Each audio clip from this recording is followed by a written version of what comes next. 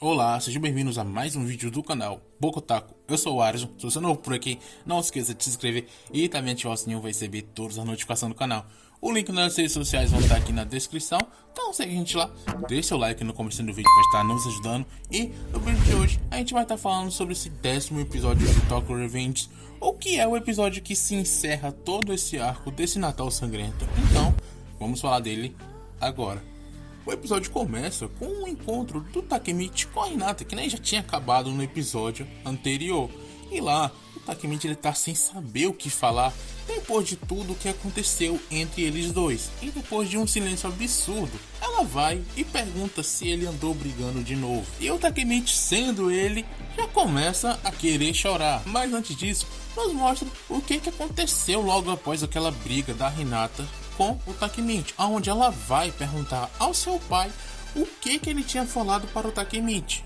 E o pai dela diz que só quer o seu bem, por isso não quer ver ela namorando com um delinquente, porque ele acha que isso é o melhor para ela.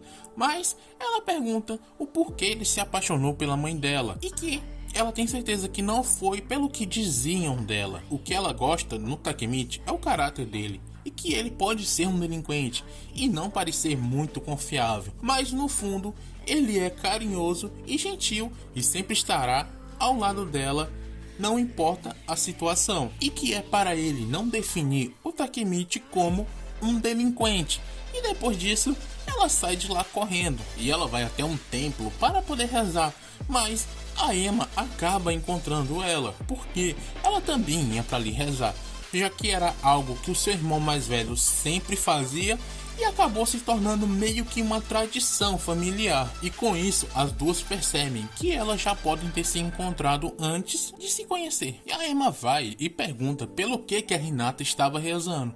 E a Hinata vai e conta tudo o que tinha acontecido para ela. E depois de escutar tudo, a Ema diz que entende e que deve ter sido difícil para o Takemichi, mas ela não entende o porquê dele ter feito o que o pai dela queria.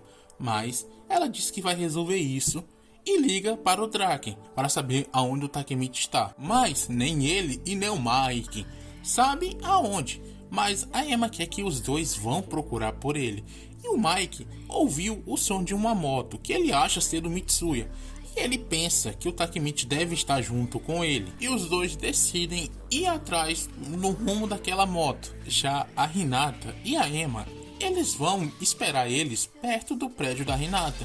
Mas ela acha que não pode falar com o Takemichi agora, porque ela pode acabar chorando. E quando a cena volta para o presente, o Takemichi ele tá se acabando de chorar, pedindo desculpa. E eu, sinceramente, me acabei de rir dessa cena, porque a gente vê a Hinata não querendo conversar com o Takemichi por medo de chorar, mas quando chega na hora, é o Takemichi que tá se acabando de chorar, pedindo desculpa, ficando até mesmo de joelhos no chão. E lá, o Takemichi fala que ele é um delinquente e que entende o pai dela e que sabe que colocou ela em perigo, mas se alguma coisa acontecesse com ela, ele não iria se perdoar, porque ele prometeu que salvaria ela. E ele vai e pede para ela esquecer que os dois terminaram. E ela fala para ele os dois irem a um templo no ano novo. E ele começa ali a ficar um pouco mais alegre, perguntando se isso significava que... E ela fala que sim, significa que os dois voltaram a namorar. E o Takemichi, que já estava chorando ainda, começou a chorar ainda mais e desmanchou completamente em lágrimas. E até mesmo a Ema, coitada, estava chorando junto com ele. E o Draken, vendo tudo aquilo, diz que o Takemichi não aguenta uma briga e nem mulher. Mas ele tá sempre junto quando a coisa fica feia, e isso faz ele se lembrar de alguém. E o Mike vai e concorda com ele. E ele vai e chama o Takemichi para dar uma volta junto com ele. E o Takemichi não querendo ir, mas mesmo assim o Mike pega e arrasta ele de lá. Já ali andando de moto junto com o Mike, o Takemichi ele fala sobre a família dele. E o Mike diz que sempre foi só ele e a Ema, e que o seu irmão mais velho era como um pai para ele, já que ele era 10 anos mais velho, por isso ele ensinou muitas coisas para ele, e que viver junto com ele era muito bom. E às vezes, sem ele, o Mike fica perdido, sem saber a diferença do certo e o errado.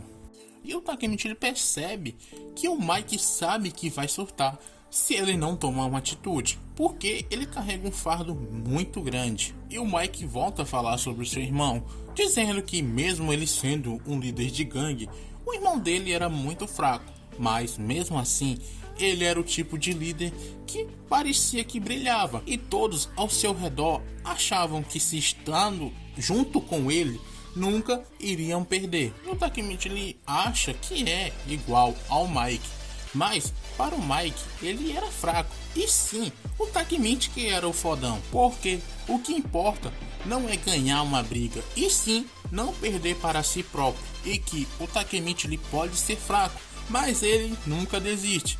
Não desistiu nem mesmo para a Black Dragon. Então o Mike pede para quando ele estiver sem rumo ou para perder as esperanças, é para o Takemichi dar um chacoalhão nele, como o seu irmão faria. E o Takemichi diz que sim, concordando que vai fazer isso. Já na segunda parte do episódio, nos é mostrado o Mitsuya e o Drake. Eles estavam andando de moto junto. E lá, o Mitsuya pergunta se eles vão realmente dizer aquilo na sua primeira reunião do ano. E o Drake diz que sim, e que mesmo que isso cause confusão, eles vão lutar, porque eram assim os dragões gêmeos. E eles dois resolvem ir até um local ver um desenho. E quando eles chegam lá, é o mesmo dragão que o Draken tem tatuado na sua cabeça. E nisso nos é mostrado o passado, com o Mitsuya desenhando aquilo, pensando em suas irmãs, se elas estavam bem, porque ele as tinha deixado sozinha. E o Draken estava ali atrás dele, vendo ele desenhar aquilo o tempo todo. E os dois eles começam a conversar e a se apresentar um para o outro. E o Draken até oferece sua comida para o Mitsuya, porque ele não tinha comido nada o dia inteiro. Mas o Mitsuya ele acaba comendo toda aquela comida. Então o Draken decide que em troca ele vai ficar com aquele desenho. E ele chama o Mitsuya para sua casa, já que agora ele não estava fazendo nada.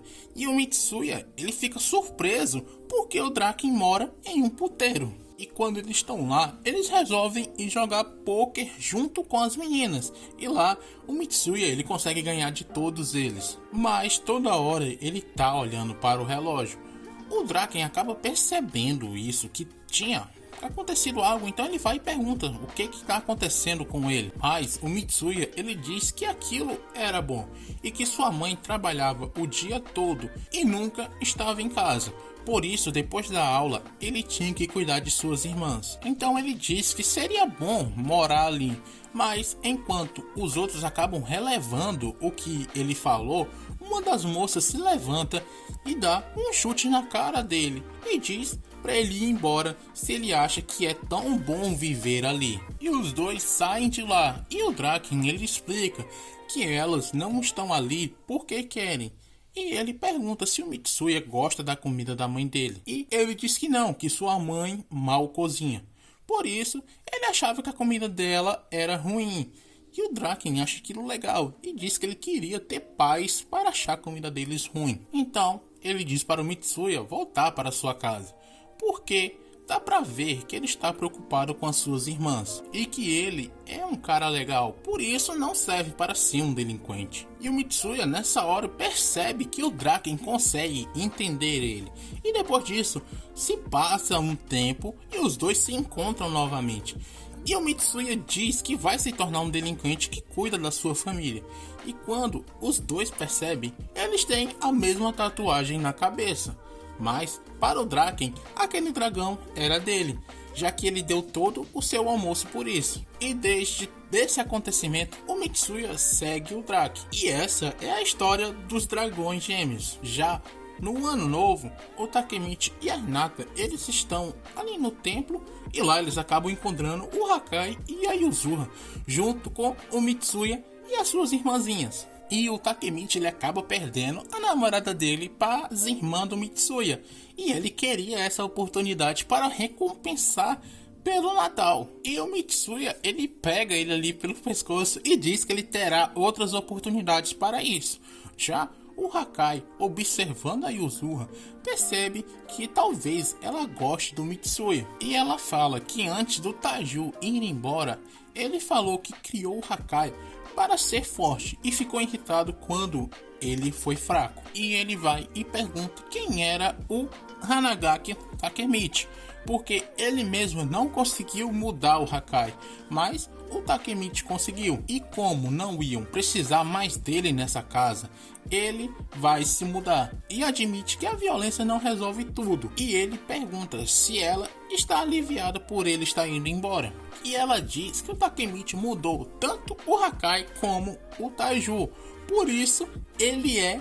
E nessa hora o Hakai ele fica ali confuso e pergunta se ela não era apaixonada pelo Mitsuya. Mas ela diz que não, porque ele é como se fosse um irmão mais velho para ela. E ainda por cima de tudo, ele tem o cabelo curto. Então o Hakai pergunta se era pelo Takemichi, mas ela responde que também não, que ele era o namorado da Hinata. Mas ter uma paixão não correspondida não tinha problema nenhum. E depois disso, eles vão até uma barraca que está vendendo uma espécie de amuleto que você tem que anotar o seu desejo nele. E todos querem ver o que o Takemichi escreveu, mas ele não quer deixar ninguém ver. Começa um tumulto e eles acabam chamando a atenção de todo o pessoal da Toman que também estava ali. E esse amuleto acaba caindo nas mãos do Mike devido a toda a confusão que foi gerada.